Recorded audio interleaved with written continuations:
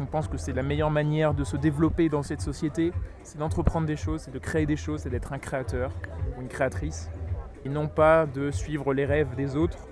Suivez vos propres rêves, c'est important d'avoir ses propres rêves, d'en être conscient déjà de les avoir, de les imager, de les illustrer, parce que pour moi c'est la définition de la vision. Et la vision, c'est les prémices du leadership. Donc si vous avez une vision, ensuite vous allez pouvoir créer une âme de leader. Et dès que vous allez devenir un leader, alors là vous allez... C'est quoi là? J'ai tapé sur mon air. Michael Jackson là. Vous allez pouvoir monter des projets, d'être attractif, vous allez pouvoir avoir une assurance dans le business, je pense. Moi je ne m'estime pas leader, mais c'est comme ça que je vois le leadership. En fait, on n'obtient jamais quelque chose. Partez du principe qu'il n'y a pas de finitude. S'il y a une finitude, dans ce cas-là, vous êtes paresseux, vous n'êtes pas ambitieux. Quand je vous parle du leader, peut-être que je le suis pour certains, mais que je ne le suis pas pour d'autres, tu vois. Ce qu'il faut, c'est être critique envers soi-même, d'être exigeant envers soi-même. Si demain je m'estime leader, je ne vais plus mettre en œuvre d'énergie pour m'améliorer dans ce domaine-là, dans le leadership. Donc il faut partir du principe que constamment il y a des choses à améliorer, qu'il y a quelque chose qui ne s'obtient pas. C'est vrai que c'est désagréable de se dire que c'est pas fini, que c'est pas acquis. Ça peut se perdre, ça peut changer, ça peut évoluer. Et en partant du principe que rien n'est acquis, c'est accepter cette notion de risque, cette vie de risque.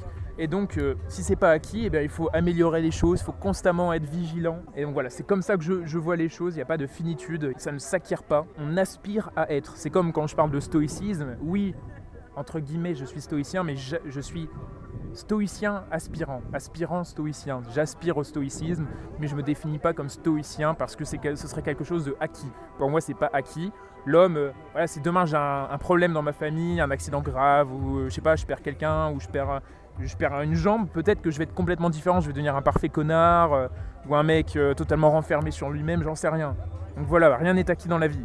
Donc voilà, partir du principe qu'il faut toujours engager du dynamisme, de l'énergie, dans une quête d'amélioration, et c'est vrai que ça peut être démotivant, parce que c'est le David contre Goliath, la montagne qui se profile face à nous, on peut se dire, mon Dieu, il n'y a jamais de fin, il n'y a jamais de fin, c'est ça la vie.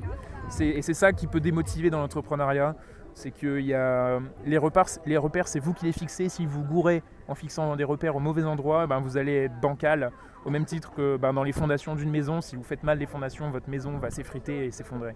Ouais, très bien, les fondations, on pourra bifurquer sur le BTP, on fera de la promotion immobilière, on ira loin quoi. Puis le but, c'est d'être heureux, après tout.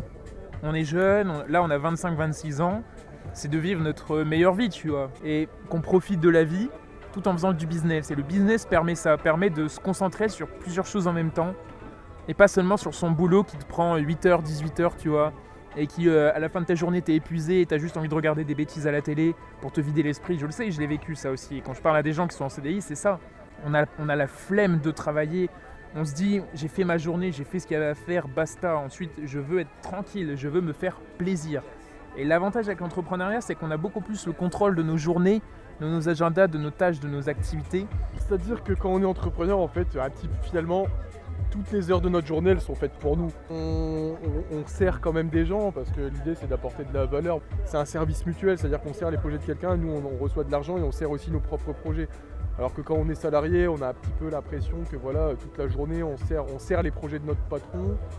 Nous, on récolte notre petit salaire et on passe le plus clair de notre temps à réaliser les projets de quelqu'un d'autre. Donc c'est pas forcément ce qu'il y a de plus motivant. Alors que quand on est entrepreneur, qu'on bosse pour notre entreprise, après je dis pas, il y a peut-être des salariés qui le sont parce qu'ils arrivent à trouver un sens dans leur métier. J'émets quand même une réserve dans le sens où normalement on n'est pas censé faire ça, normalement on est censé vivre dans une vie beaucoup plus incertaine.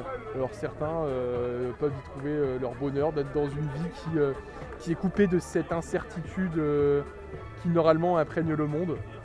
C'est un petit peu rester accroché à ses racines que de mener des projets quotidiens basés sur un peu d'insécurité, un peu de risque. Donc, c'est la fin de la tirade. Non, oui, non, mais oui, c'est clair, les huîtres à Cannes, elles sont pas très bonnes. C'est vrai qu'il y a du chemin à parcourir, mais on n'a pas peur, on est déterminé. Je veux pas dire. Je vois l'entrepreneuriat comme ça, comme une aventure. On part un peu à la découverte des autres, de soi, et on crée un monde. Et on crée tous un peu nos mondes à nous, et quand on s'associe, on crée un monde en commun. C'est comme ça que je vois l'entrepreneuriat. Dites-nous ce que vous en pensez.